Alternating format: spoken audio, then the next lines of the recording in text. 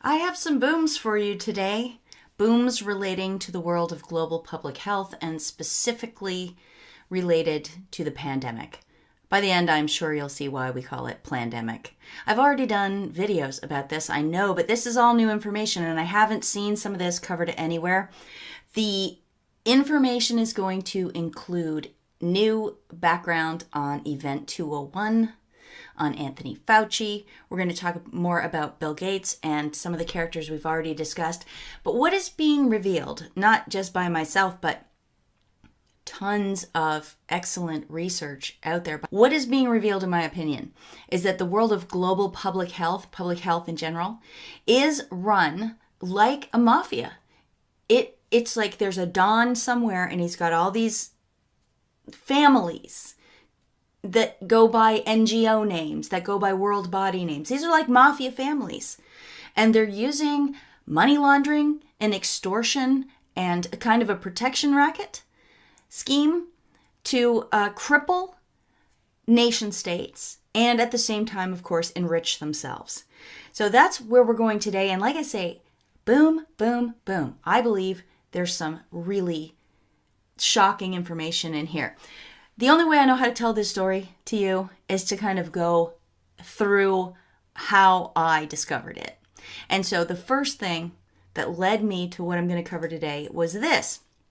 I don't know if you caught this thing. It was a 2.5 hour long telethon sort of thing. This pledging event, they called it.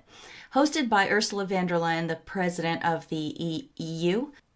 Over the course of this 2.5 hours, they had a whole string of world leaders that sounded like they were reading hostage notes, that they were given a script and they had to read this thing to the camera and give up, in the end, $8 billion of taxpayer money, all told from all of their citizens. So you and I are paying for this thing. Just listen to a select few world leaders and what it sounded like to listen to them.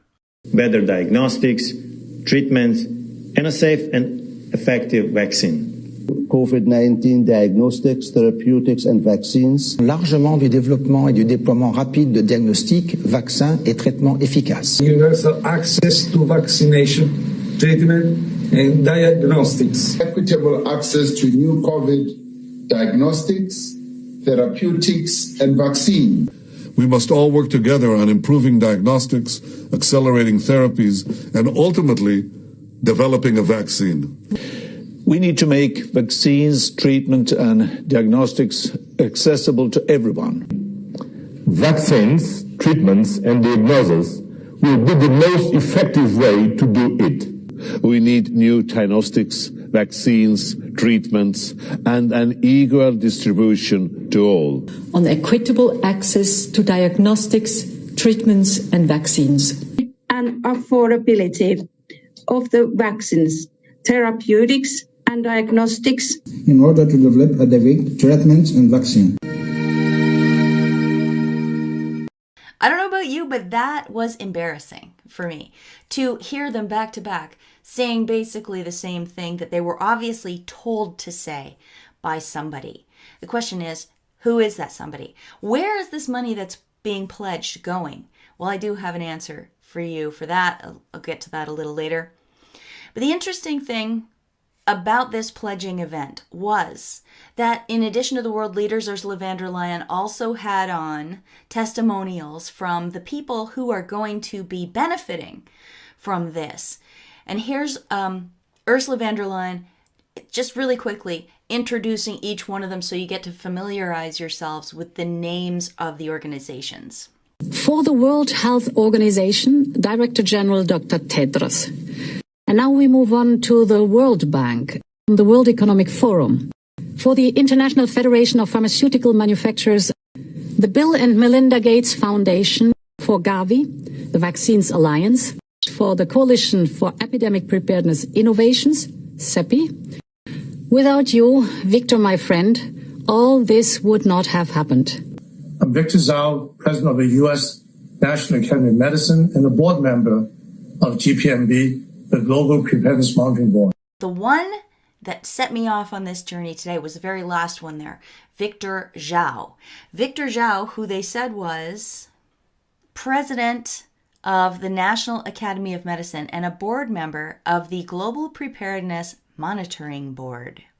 And I thought to myself, I've never heard of the monitoring board, but why would she say, "Without you, Victor, my friend, all this would not have happened"? So I thought it's worth a look into Victor Zhao's background.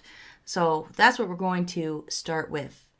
Victor Zhao, first of all, he was born in China, and I'm sorry, but in today's day and age, when we understand subversion and we understand how China has slowly compromised the United States, it's significant, in my opinion, that Victor Zhao was born in China and that his father owned a chemical manufacturing company.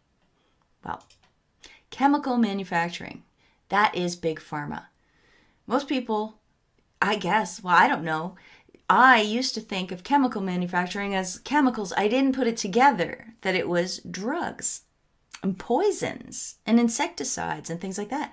But that's what it is. So that's Victor Zhao's family. He's also married to a very progressive, I think, Jewish woman, which I'm only mentioning because he's won awards from the Jewish community, so he's very well supported there as well.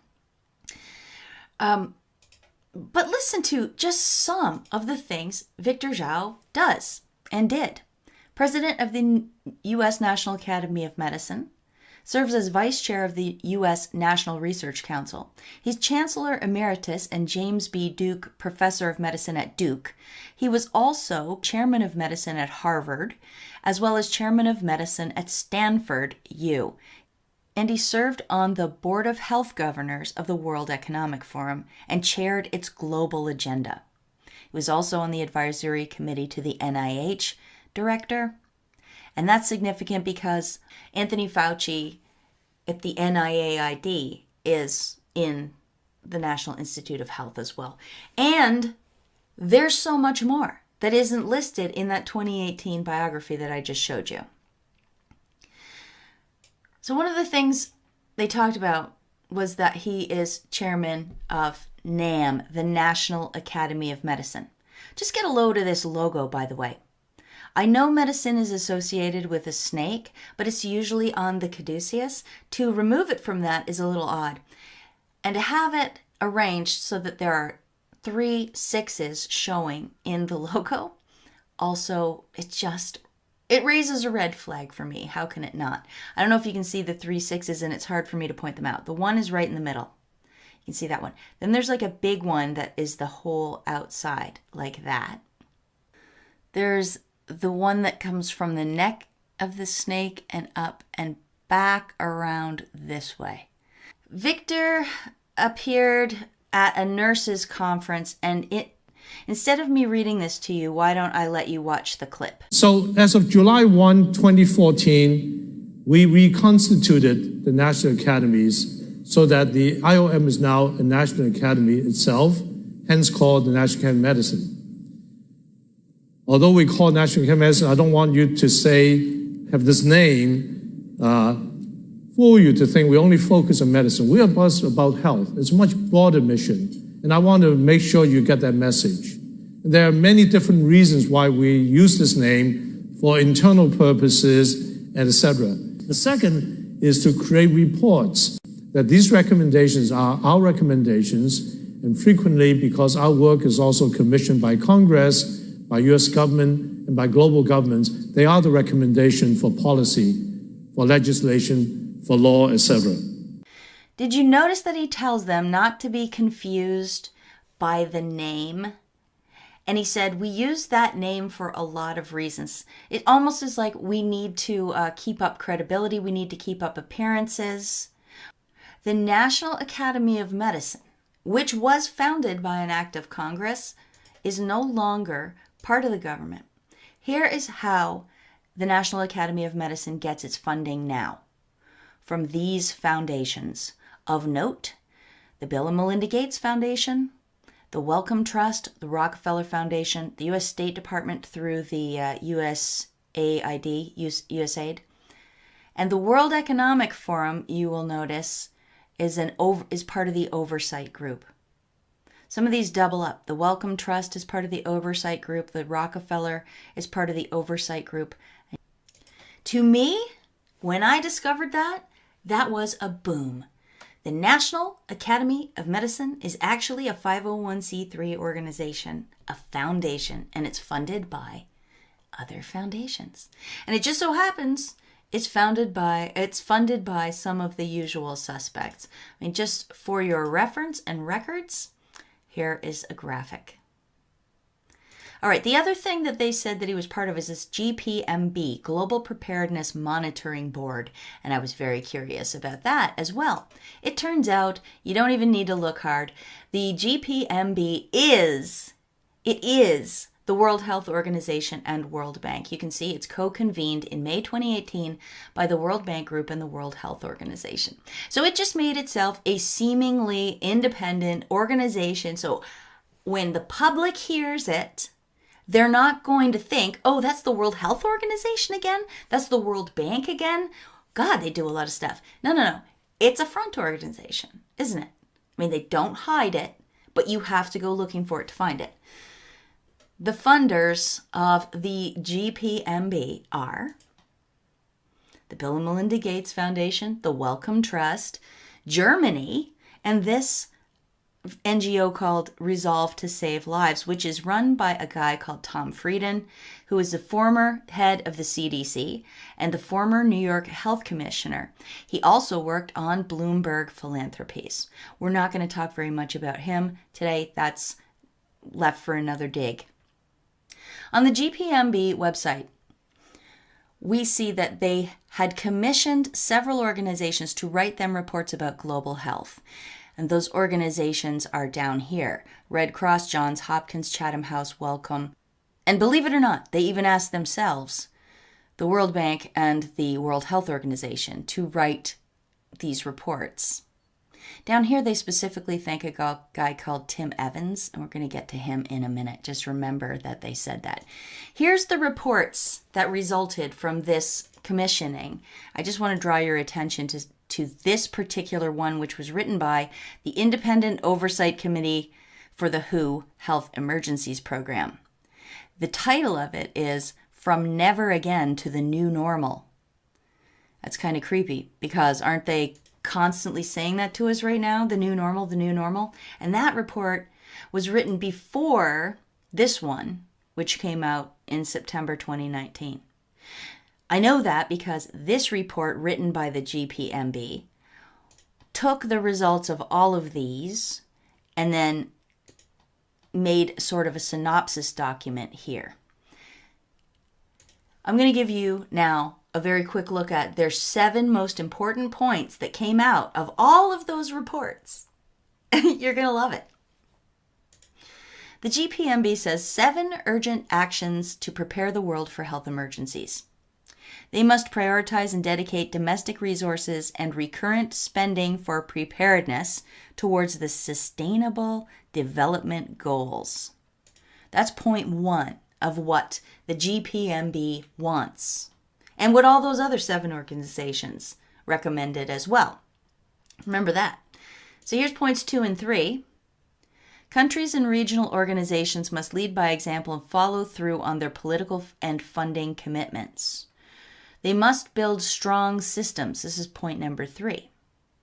Heads of government must use a whole of government and whole of society approach. They must prioritize community involvement in all preparedness efforts, building trust and engaging multiple stakeholders.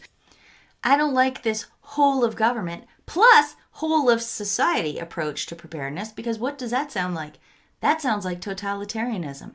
And isn't that what it feels like we're living under today, with everybody get out at 8 o'clock and clap? Oh, clap and show your commitment to our preparedness efforts or our response efforts. Wear the mask or else you're a pariah. Snitch on your neighbors if they're not doing what they're supposed to do. Yeah, it reminds me of what we're going through today a lot. Here's points 4 and 5, which also have to do with funding. They must ensure adequate investment in developing innovative vaccines and therapeutics, and more financing, money for the International Monetary Fund and the World Bank, and also, down here where the arrow is, funding replenishments of the IDA, Global Fund to Fight AIDS, TB, and Malaria, and Gavi. Gavi and the Global Fund, those are Bill and Melinda Gates efforts. And the IDA, well, I noticed that it had a very similar logo to the World Bank. And of course, that's because it is part of the World Bank. And here's just more. Increase funding. That's point number 6. You see how they worked it. The World Health Organization and the World Bank created this seemingly independent body called the GPMB. And then the GPMB puts out a call for reports. And they ask Johns Hopkins, Chatham House, Wellcome, International Federation of the Red Cross and Red Crescent, and the World Bank and the World Health Organization to write these reports. And then this organization aggregates the results of these reports and makes another report in which it recommends increasing funding to all the people who fund the GPMB and the World Bank and the World Health Organization. I wanted to have a closer look at one of those reports. So I opened up to the Johns Hopkins Center for Health Security, and it dawned on me, Johns Hopkins is the organization who put on Event 201. The Johns Hopkins Center for Health Security, in partnership with the World Economic Forum and the Bill and Melinda Gates Foundation, hosted Event 201, a high-level pandemic planning exercise on October 18th, 2019. What? And wait a second. This report from the GPMB came out in September 2019. And October, they held the pandemic planning exercise. Now remember I told you it's good to remember Tim Evans was thanked particularly by the Global Preparedness Monitoring Board he used to work at the World Bank? Okay, there's Tim right there. Tim also appeared at Event 201. We're not going to get into his background right now. What I want to do instead is play you a clip of Tim speaking as a panelist at the Event 201. Everybody gets excited around a table like this in the moment, and then you move on, and it's back to business as usual. And it's this panic and neglect problem that we have, which is very difficult to prospectively develop real preparedness. So I think there should be somewhere, maybe it's out of the GPMB, and a number of people here are the Global Preparedness Monitoring Board. The GPMB is the World Health Organization and World Bank. When the public hears it, they're not going to think, oh, that's the World Health Organization again? That's the World Bank again? It's a front organization. There should be a time-bound plan with very clear targets with respect to what would constitute a new level of global preparedness. And we should look at what's required to get that financed, but that it has some real accountability to agents that lie behind or are advocating for stronger global governance. What was his main point? We need to get that financed. He said. He laments the fact that they do these planning things, but because there's never pandemics, people don't tend to follow through on their funding. So they need something that's going to get this financed for once, he says, right? In October 2019, Tim Evans of the World Bank, that was his main concern. And you saw that Bill and Melinda Gates were sponsors of that project, Event 201, and all the reports that went into it. This writer on May 2nd wonders why Bill Gates is denying Event 201.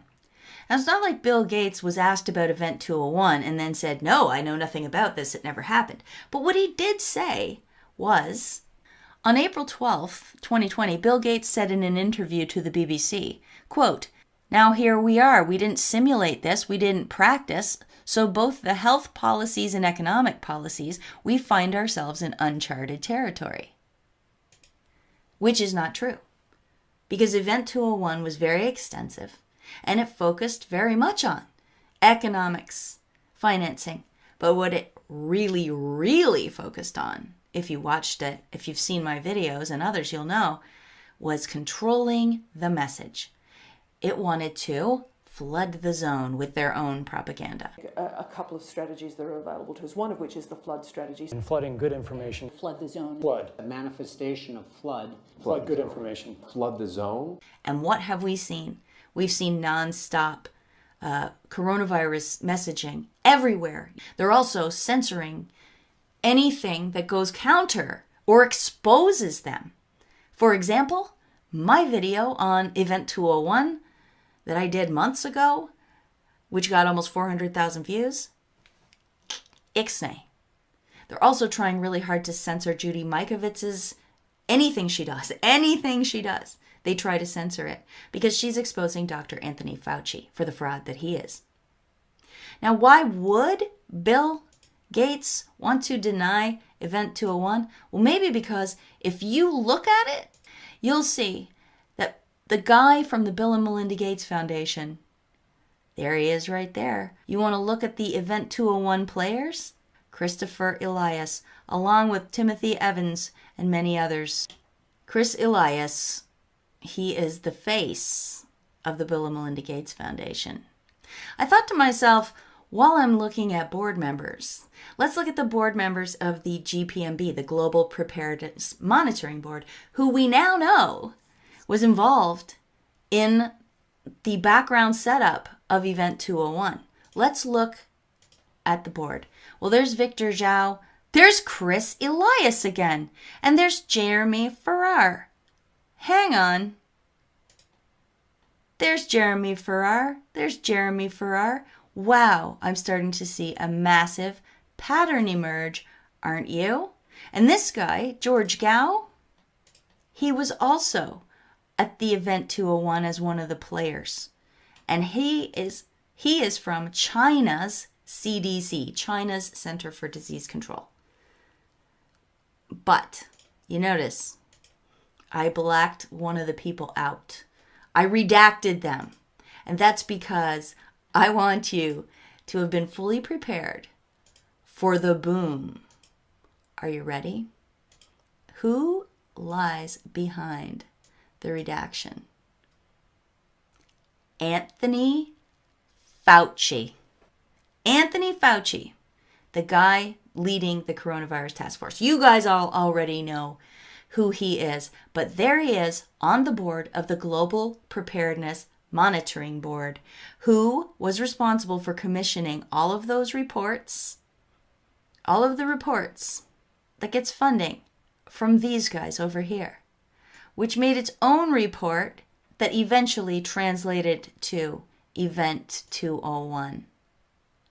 There he is there with all the usual suspects. Boom. All right. Gosh, this is getting long. And I still haven't covered all the other booms. Just in case you weren't aware, Anthony Fauci gave an interesting speech at Georgetown University shortly after Trump was inaugurated, and here's what he had to say.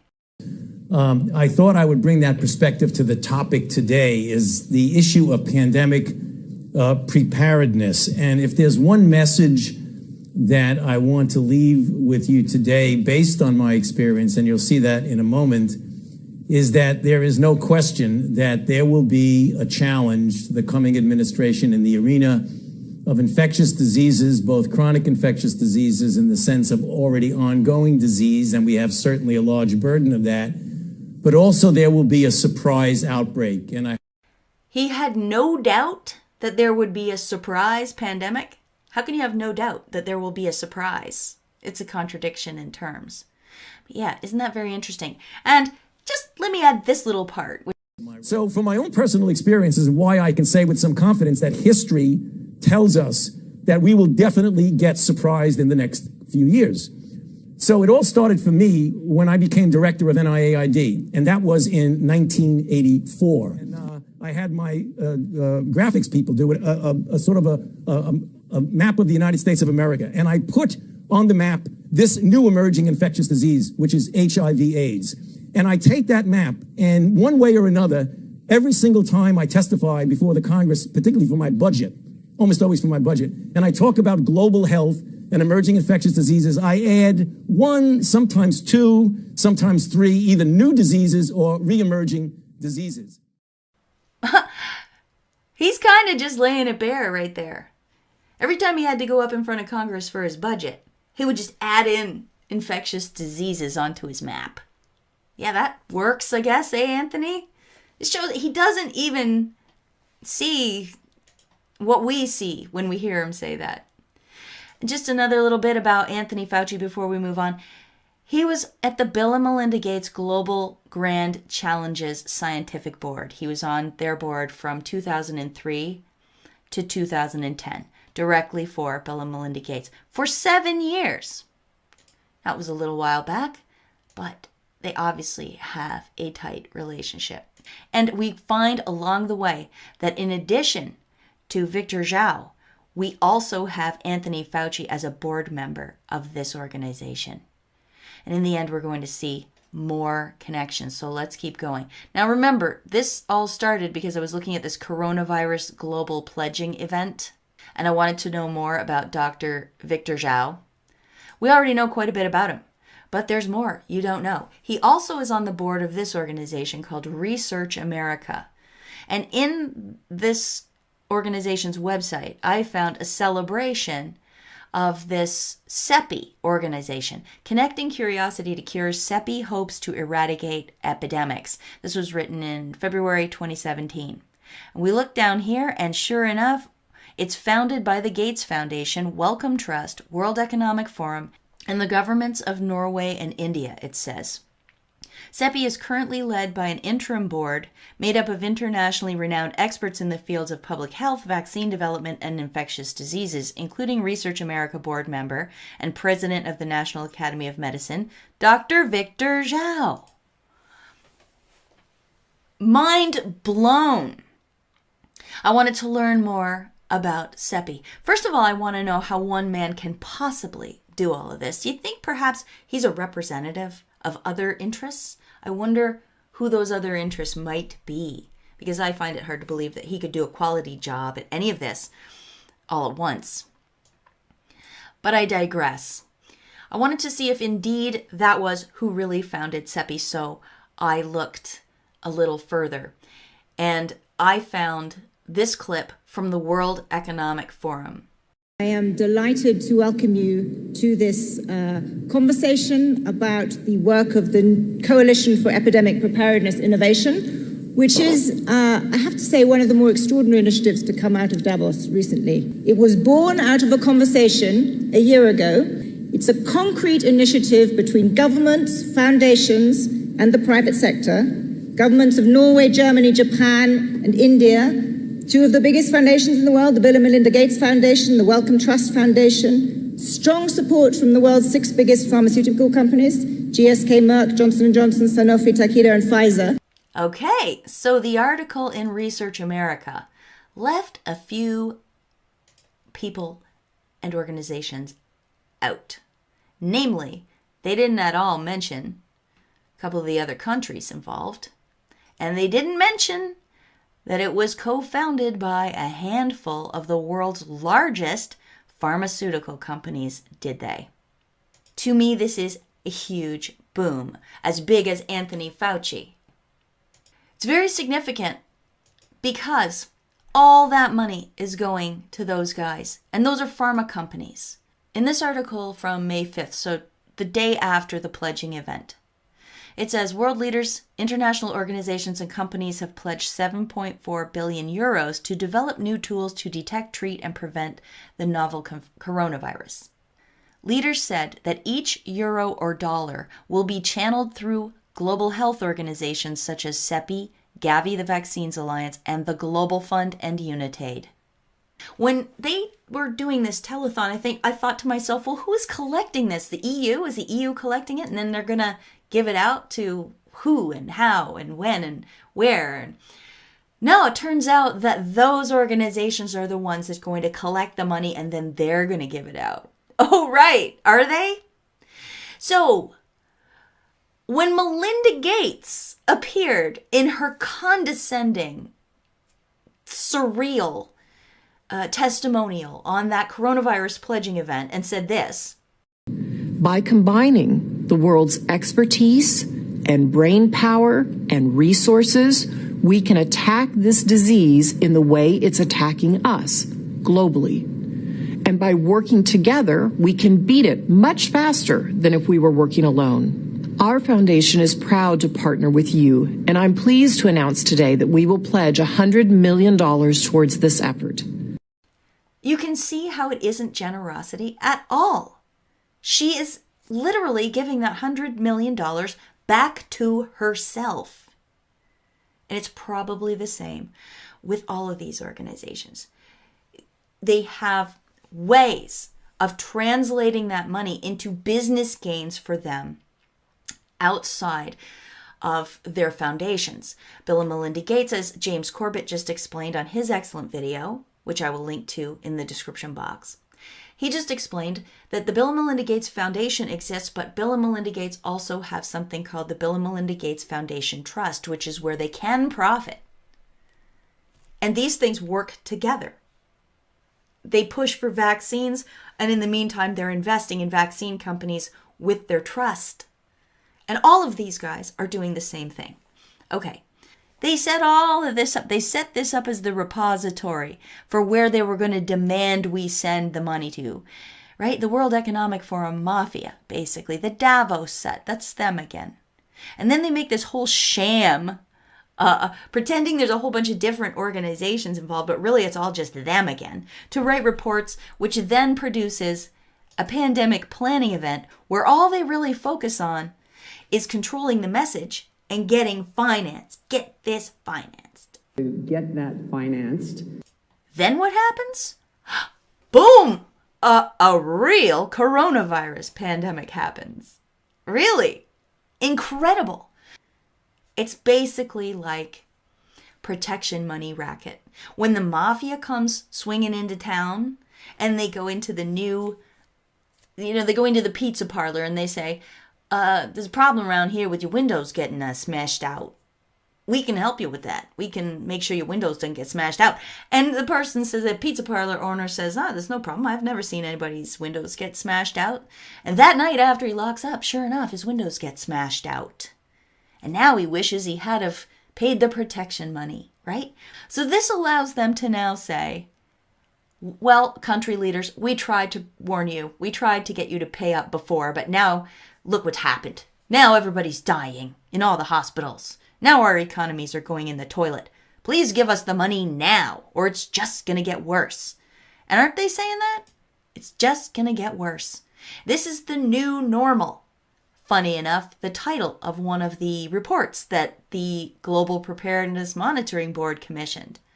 Isn't that a coincidence? And sure enough, our leaders are turning tail and ponying up the dough. All right, I have one more little element of this video to share with you relating back to who is Victor Zhao. Do you remember this? I did this video a while back, a couple weeks ago. Beware the contact tracers.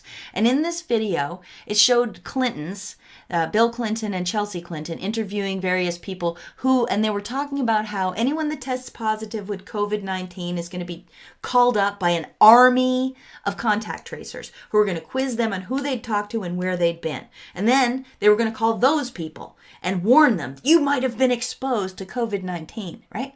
Remember that whole racket? And now we're hearing more and more about it on the news, by the way. Some states are going full throttle with this thing.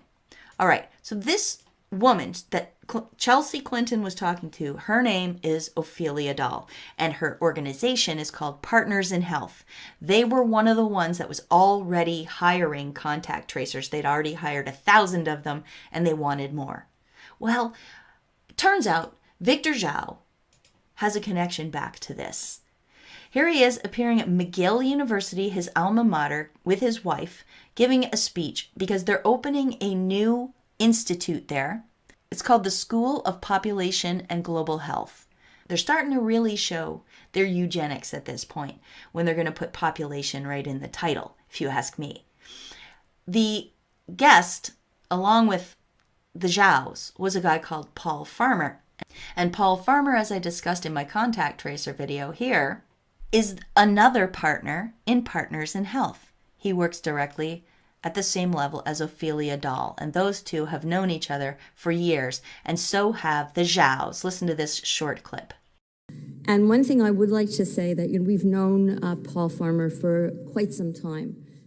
I remember not only meeting Paul many years ago, working with him, but 2004, when I was just arrived at Duke as chancellor, a freshman, he came to Duke.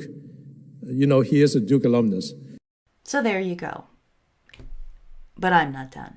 I don't know if you noticed when I showed you Tim Evans's bio earlier. Did you catch one of the highlighted words? McGill. Timothy Evans joined McGill University in September 2019 as the inaugural director and associate dean of the School of Population and Global Health.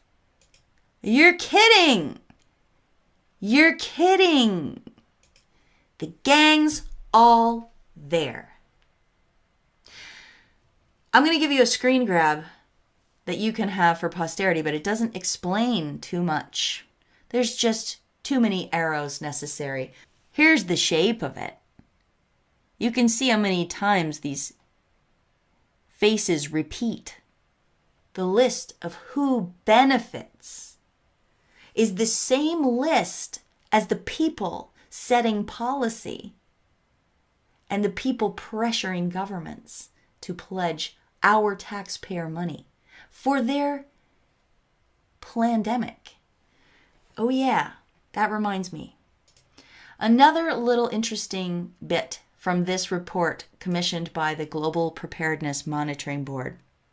It says that their progress indicators by September 2020 would include the United Nations, including the World Health Organization, conducting at least 2 system-wide training and simulation exercises, including one covering the deliberate release of a lethal respiratory pathogen. Boom? Is this all fake? Is this a system-wide training and simulation exercise by the WHO and the United Nations? Is that what this is? And if it is, are we in for another one? Because they said they want at least 2. Could that be why Anthony Fauci was so certain there was going to be a surprise outbreak? Ask yourself how anybody's certain of a surprise. And what about this?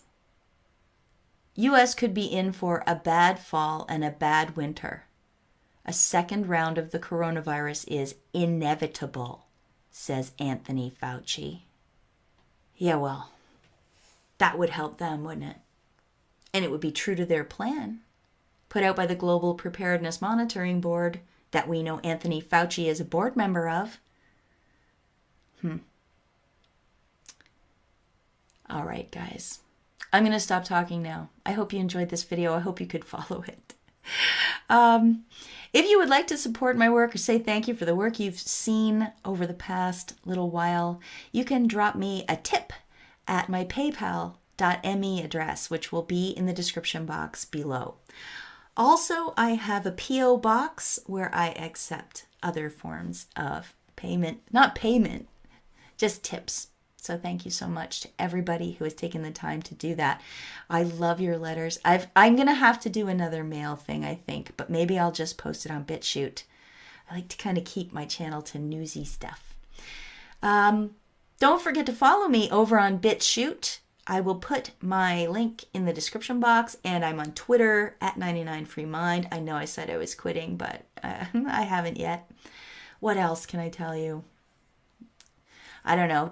I'm going to link a bunch of references down in the description box, along with that excellent video by James Corbett exposing more about Bill Gates and the whole scamdemic. All right, everybody. Thanks for listening. Until next time, peace out.